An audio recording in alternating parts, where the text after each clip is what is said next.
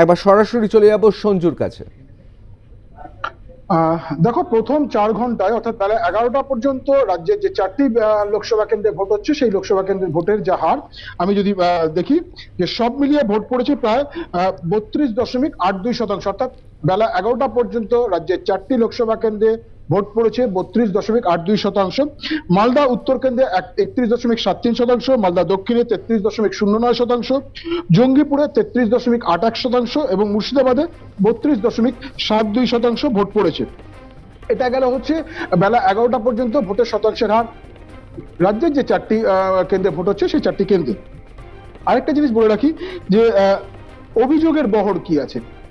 তুমি দেখো যে সকাল থেকে কিন্তু মুর্শিদাবাদ যেন সেই তার চেনা ছন্দে ফিরে গিয়েছে। কি লোকসভা, কি রাজ্যসভা, কি বিধানসভা, কি পঞ্চায়েত নির্বাচন, কি বিধানসভা নির্বাচন, একই ঘটনা ঘটে মুর্শিদাবাদে। এক্ষেত্রেও তার অন্যতা হয়নি।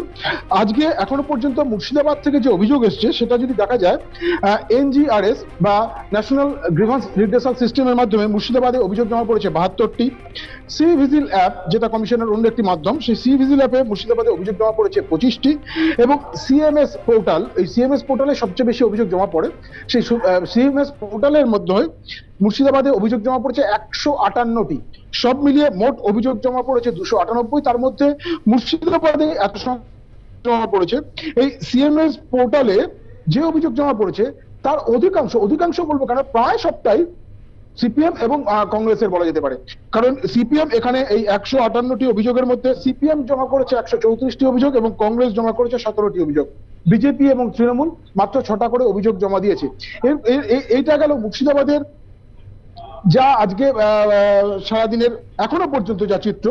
এর পাশাপাশি আরেকটা বড় গুরুত্বপূর্ণ খবর, সেটা হচ্ছে যে সকাল থেকেই আমরা দেখছি এবারের যে 4টে নির্বাচন হচ্ছে তৃতীয় দফায়, তার মধ্যে সবচেয়ে বেশি হেভিওয়েট আসন বলা যেতে পারে মুর্শিদাবাদ, যেখানে মোহাম্মদ সেলিম রাজ্য সম্পাদক সিপিএম এ তিনি প্রতিদ্বন্দ্বিতা করছেন। এবং সেই মুর্শিদাবাদ থেকে এত একের পর এক অভিযোগ এসে চলেছে।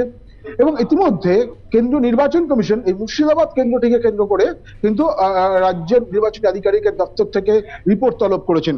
এখানে যেটা অভিযোগ উঠেছে, কেন্দ্রীয় নির্বাচন কমিশনে অভিযোগ জমা পড়েছে, সেটা হচ্ছে যে মোহাম্মদ সেলিম তিনি তৃণমূল কংগ্রেস নেতৃত্বকে হেনস্থা করেছেন। এটা মূলত রানীনগর বিধানসভা কেন্দ্রের মধ্যে পড়ছে, মোহনপুর এলাকা।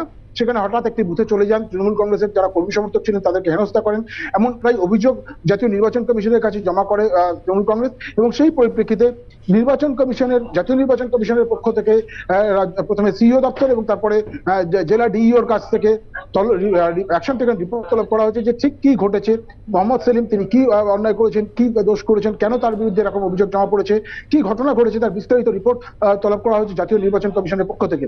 ফলে এক ঝটকায় বলা যেতে পারে এই মুহূর্তে আপাত নিরীহ ভোট। তবে হ্যাঁ, একটা জিনিস বলে রাখা ভালো ঋতুদা, সেটা হচ্ছে যে মুর্শিদাবাদ লোকসভা কেন্দ্রের মধ্যে অন্যতম গুরুত্বপূর্ণ জায়গা ডোমকল, যাকে আমরা বোমকল হিসেবেও বলি ভোটের দিন, যেখানে বোমা, গুলি, খুন ইত্যাদি রক্তারক্তি কাণ্ড এটা প্রায় নিত্যনৈমিত্তিক ব্যাপার হয়ে যায় ভোটের দিনগুলোতে।